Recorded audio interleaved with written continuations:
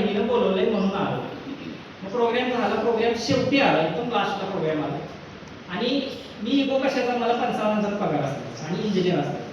जसं मी आज शेवटी आलोय ना, त्या दिवशी एक व्यक्ती आला, असे समोर आल्यानंतर जसं आता हे सगळे उठले ना सगळे, नवीन लोकांना वाटलं असं कोण आलंय, तसं सगळे मी त्या दिवशी पहिल्यांदा आलो होतो ना, त्या दिवशी पण सगळे होते.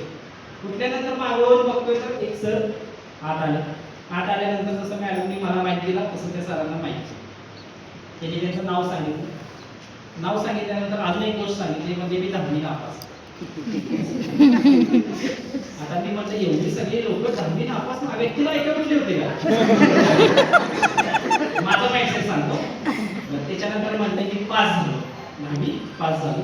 परत 2 वर्ष ITI केलं आणि पुण्यामध्ये भोसरी MIDC मध्ये ITI पीटर म्हणून एका कंपनीमध्ये काम करत होतो. तिथं पगार होता 3,000. इथंपर्यंत माझा इगो जास्त असेल ना. त्याच्यानंतर म्हणजे मी माय लाईफस्टाईल बिझनेस सुरू केला आणि माय लाईफस्टाईल बिझनेस सुरू करून त्याला 8 ते 10 वर्ष झाली, त्या काळी 2018. आणि त्याच्यानंतर ते म्हणले आज मी या बिझनेस मधून जरी मी 10वी नापास असेल तरी 5 लाख रुपये.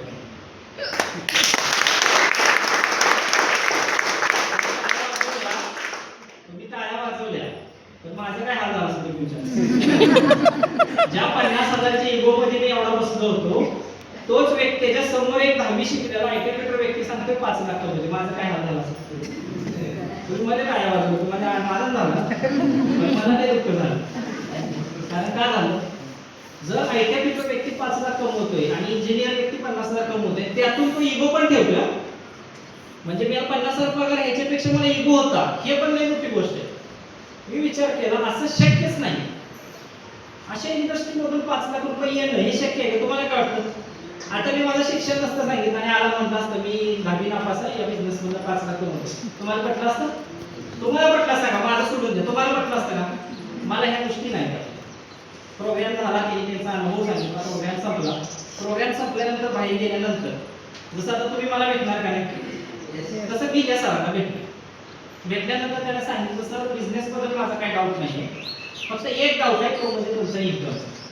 मी बरोबर आहे का नाही? माझ्या मनात काय शंका होती, इन्कमची. मग ते विचारणं गरजेचं होतं का नाही? मी त्यांना विचारलं तर ते मला 100% तुमचा शंका बरोबर आहे, मग मी तुम्हाला इन्कम प्रूफ दाखवतो. म्हणजे दाखवा, मी त्यासाठीच गेलो होतो ना त्यांच्यावर.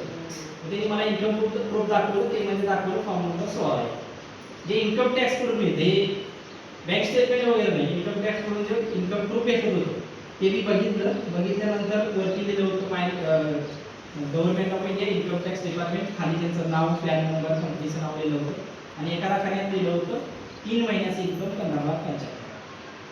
महिना कसा पडला? 15,75,000 3 महिन्याचं इन्कम म्हणजे महिना कसं झालं. आणि त्या दिवशी ज्या दिवशी मी हे इन्कम प्रूफ बघितलं त्या दिवशी आपल्या डोक्यात जो भ्रम असतो ना, तो भ्रम पुन्हा बाजूला गेला. का? मी काय विचार केला ते तुम्हाला सांगतो, तुम्ही पण तोच निर्णय. जे काम मी करतोय त्या कामातनं मला 5 लाख रुपये यायला किती दिवस लागतात? शक्य नाही, शक्यच नाही. 5 लाख पगार होतो का पाहिजे? शक्य आहे का? बर, मी जर बिझनेस पार्ट टाइम मध्ये सुरुवात केला, जरा इगो बाजूला ठेवला, तर 5 लाख रुपये कमवायचा चान्स तर आहे का नाही? येतील नाही तरी तो बोलू का, पण चान्स तर आहे ना.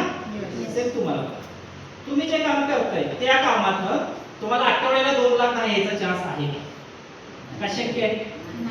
बरं, इथं माय लाईफस्टाईल मध्ये तो चान्स तर आहे ना.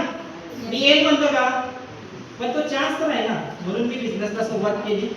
ज्या बहिणीला मी त्रास दिला त्या बहिणीकडे गेलो, बिझनेस पूर्ण समजून घेतला आणि ज्या दिवशी हा बिझनेस बघितला त्या दिवशी माझ्या बहिणीच्या हातात 30,000 रुपये दिले आणि या बिझनेसला सुरुवात केली. 30,000 का दिले तर बिझनेसने 3 आयडीनी सुरुवात केली.